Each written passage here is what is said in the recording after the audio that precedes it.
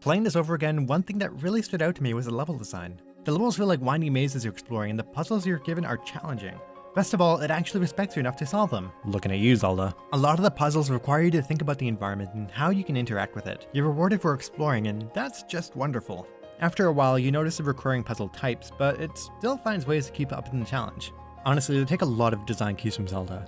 The world is split up into different multi-level dungeons you have to explore, and each room presents some challenge to proceed. Maybe you need to turn this wheel or hit this switch or find this item to unlock the door. But as I was going to the second level, I started to wonder. This feels confusing, like I'm exploring a winding complex and pretty non-linear, but is it actually? So how about we look in detail at the second level of the game, the factory. First off, here's the map. Looks fairly complex, right? There are 5 levels in total, each level given its own color here. Some areas span multiple levels, like the central area with an elevator that drops down into a water reserve. Now, the factory is actually split into 2 stages, floors 1 to 3 and floors 4 to 5, split off by the elevator. So from the first floor, you go up this first channel to the 3rd floor, come through, and you find yourself in this main elevator room. You need to go up, but it's been destroyed by some monster, so you gotta get it working. You now have 2 ways to go, the electricity closet and labs. You have a choice. But hold on, you can't actually do anything here. It's a dead end. You're given this challenge with a fan that you have no way to interact with.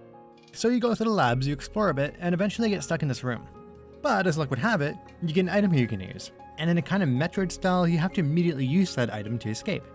This isn't the first time this game has used this tactic. In the first level, there's a point where you drop down into this room with no way out. But there's a handy tool lying in a locker, and you get to immediately test it out, or rather let your friend test it out. So with the item, you can now backtrack, continue onwards, get another thing, and now you have all you need to fix the elevator. Oh, and with a mini boss in between. So I think overall, it's pretty good design, especially for an early level. In effect, the progress you take here is linear. You don't really have a choice of how to do things, but it lets you explore and figure this out for yourself. But hold on, because it's only half the level. We still have this mess to go through. And just looking at this, it seems pretty complex, doesn't it? Going through it feels complex and disorientating, with cramped corners and corridors you have to sneak through. Oh yeah, this is basically where the game shifts into full-blown sneaking. Each room is essentially a challenge to sneak through, which is really cool and fun. But as you'll learn once you're all the way through, it's essentially a straight line. There isn't actually any exploring here to do. No branches in the path to take. You start off with only one direction to go and you keep going until you get to the end. Okay, there is this portion here that technically has a branching path. There is this door that's locked with a special code. You only get these codes once you take pictures of your objectives. Okay, so you need to remember this place and backtrack once you're able to. So, go the other way. But at the end, they plop you directly next to the door to unlock. It'd actually be worse to backtrack here because this way you're behind the guard. So I really don't count this as a branch in the path. They could have just as easily walled this off. You also get these key cards along the way, and I don't understand their purpose. Normally when you get a key in a game, it's to unlock some room or area that was previously inaccessible. Maybe you were blocked by a door somewhere along the way and you've got to keep that in mind so that now with a key in hand, you know to find your way back and use it there. That's the kind of level design that Zelda games are typically known for.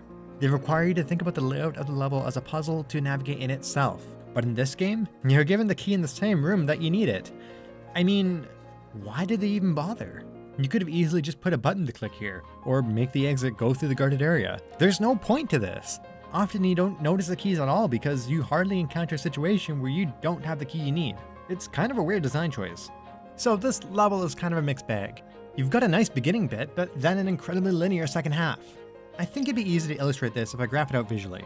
The graph design I'm going to use was created by Mark Brown on his YouTube channel, Game Maker's Toolkit.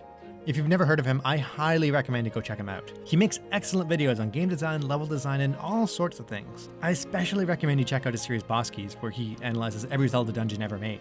That's actually where the design of this graph came from, so full credits to him for his excellent graph theory. I just figure since we're already comparing this game to Zelda, let's go all the way with this. So here's how the graph works. Different paths you can take are represented by these lines. A square on the line represents something blocking you that you need to do something, either get a key or hit a switch, to open. These keys are represented by diamonds of the same color. Paths branching on the same horizontal line mean you can go to anyone you want. You get a choice. So for the first half of the factory, this would be the design. You have 3 paths to choose from, the first one leading you onwards, but both the first and second paths have these blocks. So right away you can see that you need to get the key here to unlock the door, get the second key here, and now you can unlock both these blocks in the first path. Now here's what the rest looks like. Yeah, it's basically nothing. Technically you can put a branch here since you get to the part with the door that you need a photo to unlock, but since it places you literally in front of the door in the second path, I really don't count that. Now, I'm not saying that this is a bad level, not by any means. It's still fun and challenging to play, and getting to the sneaking parts is pretty rewarding. And this isn't taking into account the local puzzles, the ones contained within the same room. I was just surprised to find out that after dissecting this a bit, it wasn't really all that complex and exploratory.